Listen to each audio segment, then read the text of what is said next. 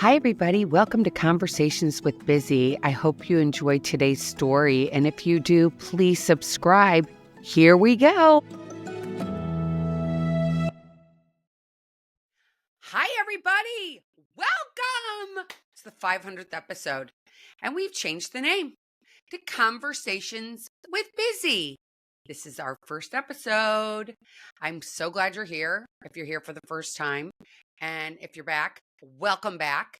And today I'm going to talk about what if your Thanksgiving doesn't look like a Hallmark movie or Hallmark show for that instance.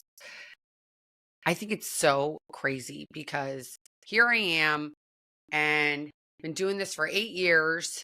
And I don't know how many years it has been since I've had my kids for Thanksgiving, but it never gets easier. It never gets easier. Does it get easier for you? It doesn't get easier for me. And it's so crazy because my husband said to me 2 days ago, he's like, I already know that right now you're going to be a little edgy because we all know that your kids aren't going to be here. It's the holidays. You put on a movie and you watch movies and you see these happy families, or you go on social media and you see these pictures of everybody having the greatest time over Thanksgiving. And I sit here and go, oh, it's another one. It's another holiday. And we're coming into the season where I feel as though emotions get crazy because I feel like we compare ourselves to this world that we live in that is filled with just photos and information constantly and social media with people's pictures and everything else. And it leaves me at least feeling like, oh my gosh, this sucks. It just sucks. It's like, wait, why can't I have what it was like 28 years ago, 25 years ago, 20 years ago? Why can't I? Let's just face it, because life has changed. I mean, I'm thinking about like November 26th, 2024 was my 30th wedding anniversary to my first husband. And it came up like, wow, oh my God, 30 years ago. And how has life changed so much in 30 years, right? I mean, back when my kids were little and I was living in a chaotic marriage and it was just overwhelming all the time, and I wanted my everything to look a certain way and it wasn't looking the way I wanted it to look, and it felt so bad. I drank for a long time to numb those feelings. And then I woke up one day, over 18 years ago and said, I can't do this anymore. But the feelings are still here. The feelings don't change. I think the way I process the feelings is different. And it's kind of funny because when I changed the podcast, it was like it was time for a change. Just like it was time for a change when I was married and I had 3 little kids and my life was unmanageable and my husband and I were not in a good place and I had to change. And then I was single for a long time. Then I got remarried almost 7 years ago. And life is just constantly evolving. And, I Busy Living Sober was awesome.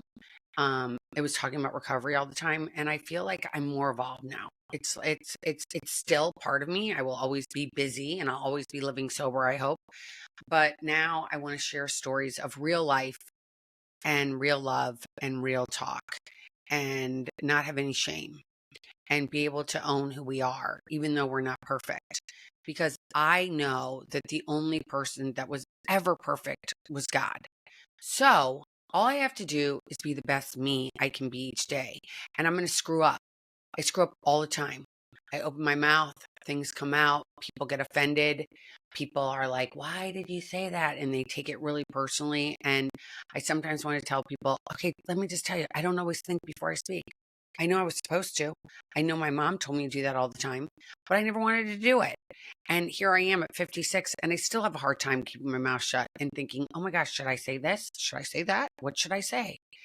And it's hard, right? Because you're in this life and you're in the moments and you're not thinking, okay, how is this maybe going to affect the other person? And it's been so,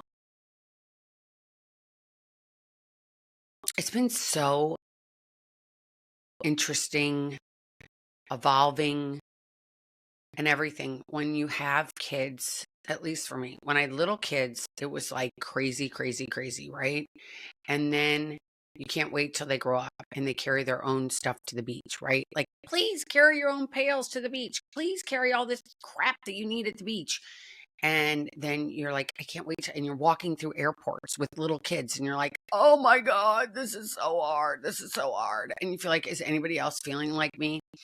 And it brings back that movie I've always loved, Home for the Holidays, which is so funny with, oh my gosh, I'm having a brain, you know what? Ernest Bernheim is in it, I think. Anyway, it's really, really fun. And I think about her and she lost her coat in the airport. But I remember walking through the airport with kids and bags and coats and all this stuff and things dropping and how hard that was. It was just like, you're like, when is this going to end? How am I going to ever get through this? Am I going to be able to make it through today? And you do, you make it, and you make it through another day. But again, you can't wait till your kids are big and carry their own stuff. And then they go to high school. And that's a whole nother thing, right? Because you're busy like going to their sports games, being there to cheer them on, making sure they're getting to school on time, making sure their homework's done. You've got SATs, then it's like they're going to go to college and you're this time of year you're like, "Oh my gosh, where are they going to get in?" They find out in December if they do early decision. And you do applications and you wonder, is there any way I can help them get to the dream school they want to get to? And all these feelings go on again for high school. And then they graduate and you're like, phew, okay, they graduated and now they're going to college. And then they go to college and you set up their rooms at college. And I never knew that when I was doing that, that was going to be like the last time for a long time that you ever really get to have like that first time you drop them off at college. It's kind of like they care about what you think. And then the longer they go to school, the less they care about you. And then they're in their 20s. And they graduate and they get jobs in different cities and they get into relationships with other people. And then they're no longer a one, they're a plus one. And one is married, one is engaged, one is living with somebody. And you're like, oh my gosh. And this is again, change, change, change. And you're like, how am I supposed to feel about this? And then they do get married and you're like, okay, he doesn't talk to me anymore. Okay, that's been really hard. You don't get invited to the wedding. That's really hard. And then you get to this place where they pick somebody that maybe you wouldn't pick for them. And you're like, wait, what about that? And I think a lot of people in the world feel like that. I don't think I'm the only one. I think that, we all go through these things that are just like changes. It's changes. And some things it's like, well, this isn't what I wanted my life to look like. If I had looked back at when they were 5 years old, 10 years old, 15 years old, this is not how I envisioned it. I envisioned it to be like a Norman Rockwell painting with everybody looking perfect and everybody getting along. Now, why was I that delusional, right? I never have had the Hallmark looking holiday ever in my entire life. Growing up, it was drama, drama, drama, drama, drama. I grew up, I felt like we were on a set that maybe there was a camera crew somewhere because everybody was going to blow up. It was funny because I was listening to Tim Dillon from last week and he was talking about Thanksgiving and he's like, my family's Irish and everybody gets drunk and they tell you what they feel on Thanksgiving and people are mad and things are thrown, forks are thrown and everything else. And it's so true, right? I mean, nobody has this thing that they portray in the movies is perfect. I mean, maybe they do somewhere. I haven't met anybody really that like goes and sits down and has this fabulous meal and everybody getting along and people are talking. No, everybody has feelings of their childhood where they wish things were different. It's getting to the point of acceptance now. Accepting this is the way it is. Accepting that it doesn't look like that, but that's okay. That's okay. It's okay. I'm going to be by myself. Well, I'm not going to be by myself for Thanksgiving. I'm going to be with my husband and we have friends coming that have nowhere else to go. My husband invited 4 guys over that have nowhere to go. And then I invited somebody. Actually, I met a girl at the storage unit and I was like, what are you doing for Thanksgiving? And she's like, I don't have any plans. I'm like, you can come over. I have new neighbors. I said, why don't you guys come over? And so it's filled with people that are from all different walks of life that have nowhere to go. And they're going to sit down with us and have Thanksgiving. And it's going to be fun. But is it going to be that fun like with my kids? like that love that's like that unconditional love you have for your kids. And it's no, but it's going to be fun. And I guess fun is okay. And helping other people and being like, okay, you don't have to be by yourself. Come on over. Come on over. If you're listening to this and you live in Delray Beach and you have nowhere to go tomorrow, come on over. Send me a message and come on over. I don't want anybody to feel like they're all by themselves. It's hard though. It's hard. It's like I'm sitting here making the menu, and it's funny because I think about the things that my mom made when I was little. And, she always put out this huge spread, and it was always beautiful and beautiful china and everything else. And I think about those recipes and I think about what it was like back then. Does anybody do that? Do you guys do that? You think about like, oh, what did this feel like? And what were the feelings like at Thanksgiving and getting together with family? Or, then grandparents pass away and you don't have that anymore, and parents get divorced and that doesn't happen anymore. And then you have 2 Thanksgivings, then you get married and you have 3 Thanksgivings, and then you sometimes have 4 Thanksgivings if you live in the same town. I remember watching somebody on Instagram a couple years ago, and they were like, I've been to this house and this house and this house and this house, and it felt like they were in the car the entire time and didn't get to enjoy anything. Then you're always like, when you do have to do that, I remember having to do this when I was married, 30 years ago. So I guess it was more like 25 years ago, and having kids and having to go to my mother-in-law's and having to go to my mom's and then going back to our house and making sure kids get in bed soon and being like, oh my gosh, I'm so stuffed. I'm so tired. Oh my gosh. And it's so much, you put in so much effort when you're cooking whatever you're bringing, or if everybody's coming to your house, you put so much effort into it, right? You can make sure you have the right plates or napkins, and you have the best ingredients, and you're going to make the best food, and you have all these high expectations that it's going to be this beautiful thing. And you sit down, and hours later, you're in bed, exhausted. You pray your kitchen's all the way clean. The dishwasher's going for the 3rd time. And you're like, okay, I got through that. Phew. And then all you know is that Christmas is right around the corner. And it feels like Thanksgiving's really late this year. 26, gosh, it's almost December. And here we are just having Thanksgiving is on the 28th. Isn't that late? I think it's really late. But anyway, so all these feelings and all this effort you put into this day, and it still doesn't look like Norman Rockwell or Hallmark Movie. And how do you get through it? You just get through it. You just have to get through it, and you have to pivot, and you have to deal with your feelings. And I have to tell you, this Halo app has been a game changer for me. I love Halo. I love it. I love it. I love it. I just watched the interview with the gentleman who started Halo, and he started to have his own meditation Catholic app, and it's grown into something that's like incredible. He had no idea. He thought, oh my gosh, if only I listened to it, that's good enough for him. That was good enough for him. And of course, it grew and grew and grew. And so now I wake up in the morning and I do a bunch of different meditations before my feet even touch the ground. And one of them is like, God, I give my life over to you today. And I say it 10 times. God, my life is over to you. My life is over to you. My life is over to you. Now, that's by 7:30. Let's say I'm done, and I let my feet hit the ground, and 2 seconds later, I take my will back. I'm like, wait a minute. I don't like what this is doing. I don't like this person acting this way. I don't like this. I don't like that. I don't like this. I don't like that. And I'm not using God's will at that point. That's back in Elizabeth's will. It's not God's will. And it's hard. It's, again, hard. And I don't mean hard. I always want to preface this with you guys. I don't mean hard, like having to feed your kids and you don't have any money. That is hard. Or getting through a natural disaster. You've lost your house, a fire, whatever, a hurricane, floods. All of that is even, that's hard. That's really hard. This is just emotions. It's feelings that we go through that feel uncomfortable. And when I pray, I at least know in my toolbox, I can turn things over to God. I don't have to be the one in charge. I can say, I don't know,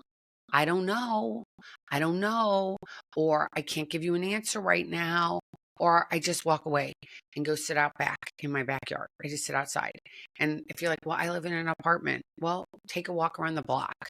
Or if you're, anywhere. You can just always open the door and walk outside. And I get peace from that alone. And if you're feeling really crazy, I can tell you that every morning I do ground myself and I go walk in my grass in bare feet. And it brings me such peace. I don't know what it is. I don't know what it is. And you're like, but I live somewhere where it's cold. Well, you can still go to the park and walk in the grass. Make sure no dogs have pooped there earlier, but take your shoes off and your socks and walk into the grass. They also say hugging a tree also brings you peace of mind. It's that comparing. I compare my insides to the outsides of somebody else because we assume, because we see a photo that's like nanoseconds it takes to take a photo, and we see that photo and we compare how we're feeling in our head and our heart. And we say, oh my gosh, that looks this way. And you put adjectives and verbs to it. And you say, this is how it looks. And this is what I don't have. And why don't I have that? And why me? Why me? Why me? Or poor me, poor me, poor me. I've got to inebriate myself. I have to get drunk. I have to take a pill. I have to smoke something. I have to do something that gets me out of this feeling. And if you get into nature, it makes you feel better. It just does. It just does. Grounding makes you feel better. And then, they're having all these people talking about, which I think is kind of funny and crazy, like the holidays are coming and you voted differently than your person at the table. And it's a big drama. But does it have to be? Majority of Americans voted for Trump. He won presidency. He won the popular vote. He won the Senate. He won the House. He won all these things. But somebody that's coming to the party did not vote that way. And they didn't get what they wanted. And hence they are bummed out. They're like, this sucks. I'm going to stomp my feet. I'm going to shave my head. I'm not going to kiss boys. I'm not going to do, really, whatever these things that are so, they're like huge testaments that they say that they're going to do. I don't know if everybody's going to stick to these things that they've said. It's kind of like these movie stars and actors that have said, I'm moving if he wins. I'm like, who's moved? I only think Ellen DeGeneres has moved so far. When are they all moving? I have a friend that keeps sending me memes that says, when are they leaving? I'll pay for I'll give them all my points to get out of here. But, I think that when it comes to family and politics, it's just, you can't talk about it. You can't talk about it. I know that when one of my kids comes, I have to take down certain things signs in my yard because I don't want to offend her. I just don't. So I have to do that for me. I have to be like, I don't want to cause drama. And if you don't want to cause drama, don't bring up topics that are going to be painful to other people. But for some reason, if you mix alcohol and a family and a meal, and it's like no holds bar. It's like, guess what? I'm going to tell you what I think, and I don't care what you think. I'm going to tell you how I feel. I don't care what you feel. And you say things, hurtful things, that you can never take back because you remember those things that it's so funny because they say that sticks and stones might break my bones, but words will never hurt me. I think that's a big fat lie. I think that the words hurt more than the stones would hurt. Because the problem is we play those words over and over and over and over in our heads. Like they're a knife that we keep just poking into ourselves, and we don't forget. And maybe go alcohol free this Thanksgiving, especially if you have people that are on different sides of the aisle when it comes to politics. Because when we're drinking, we lose, it takes away our inhibitions to be able to say, okay, wait, I can't say that. I shouldn't say that. I don't want to hurt anybody's feelings. It's like, so then don't talk about it. It's okay. You can talk about many other things. There's so many things. Jordan Peterson just wrote a new book about finding God. It's really good. I've only read like 3 pages and listened to a couple pages when I was walking the dogs this morning. But he talks about go read it. It's really good. I can't remember the name of it, and I'm on my computer, but I'm going to go look at it really quickly to tell you guys what it's called. But he talks about how humans, our souls are like a butterfly. And I think it's so cool. It's like, it's called who, we who wrestle with God, pers- I can't even say the perceptions of the divine. So I was reading this book and listening to this book, and it's like talking about faith maybe at dinner. Would that be a thing? That's kind of a cool thing to talk about. It can't be about like stuff. It can't be about material stuff, because material stuff, I think that I'm learning more and more as I get older, is that it's so, that feeling, the fleetingness, like getting the stuff, it never makes you happy. It never makes you happy. I remember getting a high for a while when I would shop and I'd buy something and I'd be like, oh my gosh, that felt so good. Oh my gosh, I just bought this thing. I got a deal. It felt so good. I can't wait to get it home. And then you get it home and you look at it and you're like, okay, I got that thing. Who cares? Who cares? The feelings go. It's like, oh my gosh, I don't need, did I need this? Was it that worth it to go and do this thing? Was it? I don't know. It doesn't feel like it was. Why did I have to go get that? And I feel like we're living in such a society of like so much less God and so much more of the material stuff that it's totally outweighed. It's like, where's God? You go to weddings and people don't mention God. You watch television shows and all they say is, let's make more money. These kids, you watch reality shows and all they care about is the money. The faith isn't there. You watch the housewives. They get divorced. It's no big deal. Wasn't happy. I'm going to get divorced. I'm not working through it. I have little kids. It's interesting. I was watching the first season of the Housewives of Beverly Hills. I don't know if any of you guys watch it, but I was watching it. And Dorit's getting divorced and her husband's getting sober. And I thought it was so interesting because he decided when he got sober, he was like, this relationship isn't working for me. We don't talk. We don't have these feelings. And I totally get it. I've watched so many marriages fall apart when somebody's gotten sober. It's just because you've been going this one path. It's just like everything else, right? It's change. Either you're going to pivot and you're going to go, okay, I'm going to run with this change, or you're not. You're going to say, I don't want to do this change. I'm going to mix everything up and I'm going to get divorced, or I'm going to leave the person, or I'm going to have an affair, or whatever it is. There's no taking the time and going, wait a minute. Okay, we made these vows, and look at me. I'm saying this the day after my 30th wedding anniversary, and I've been divorced for a long time.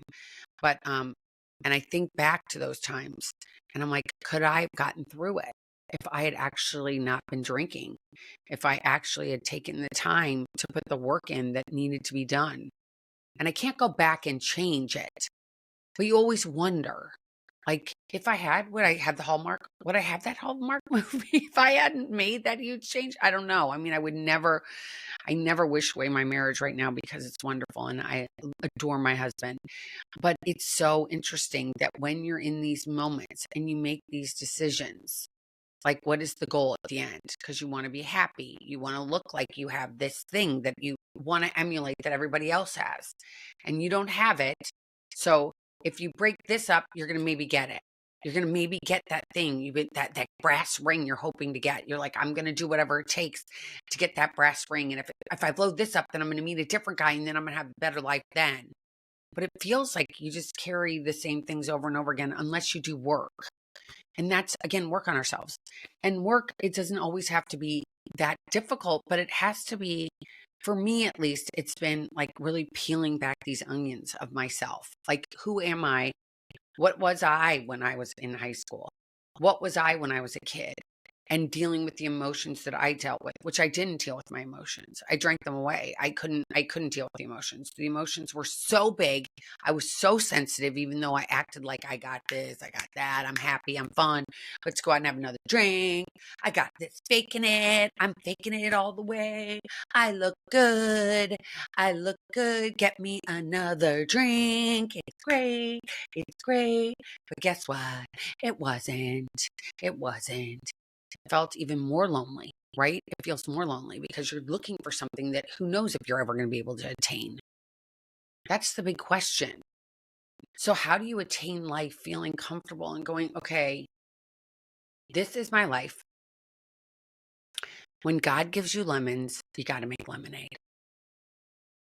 You can't sit there and go, I wish this was different. I wish that was different. I wish it doesn't change anything. It just takes you personally down a rabbit hole that gets darker and darker and darker the lower you get. And unfortunately, friends start to fade away because they don't want to hear your problems anymore. And you're by yourself. And nothing looks better than a drink. But we need to come together, you guys. We need to come back, go to whatever place you go to worship. If it's a yoga studio, if it's a church, if it's a mosque, if it's a temple, whatever it is, and find like-minded people and find people that you can feel like, I at least feel good about myself because I have a friend. And I can meet my friend at Starbucks, or I can meet my friend for a cup of coffee, or I can meet my friend at a restaurant and just go share a Pellegrino. Whatever it is, you can go and do these things and find real friends. It is work. I can tell you that. For me personally, it's been really hard, especially leaving the town where I raised my kids, where I had so many people I knew and so many different resources and so many places to go out to and so many people that I could go out with. And I moved to Florida to a bunch of different towns. As you guys know, if you've been following me for a long time, I've lived in 3 different cities in Florida. And it's been challenging, finding that best friend besides my husband. I've kind of realized that my husband is it. The husbands are it.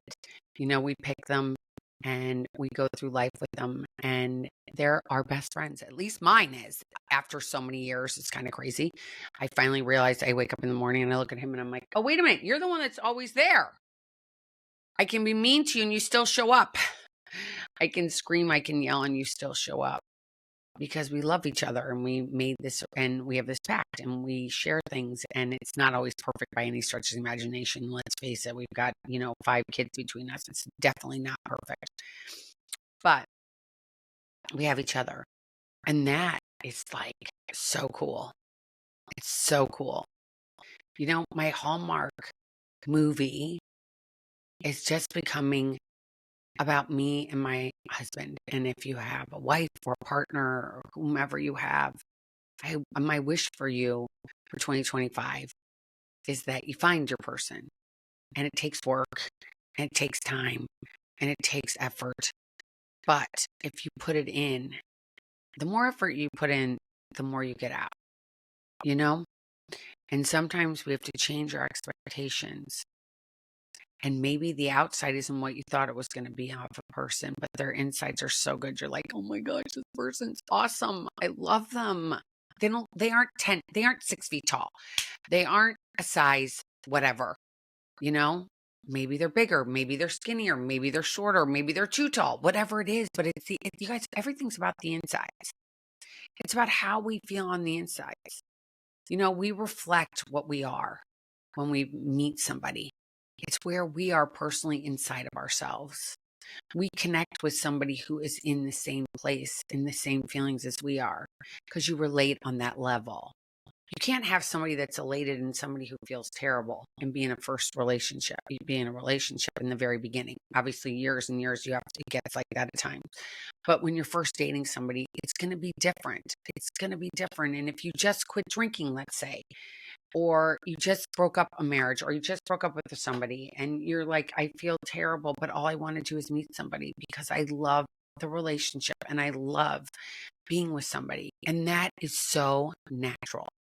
And everybody says it's supposed to be this and it's supposed to be that. It's too soon. It's been too long, or it's been too this or too that. Where is the boardroom in the sky that we are comparing ourselves to? Where is it? I forever thought there was a boardroom that was judging me. But the person that was judging me was me. It wasn't anybody else. It was me.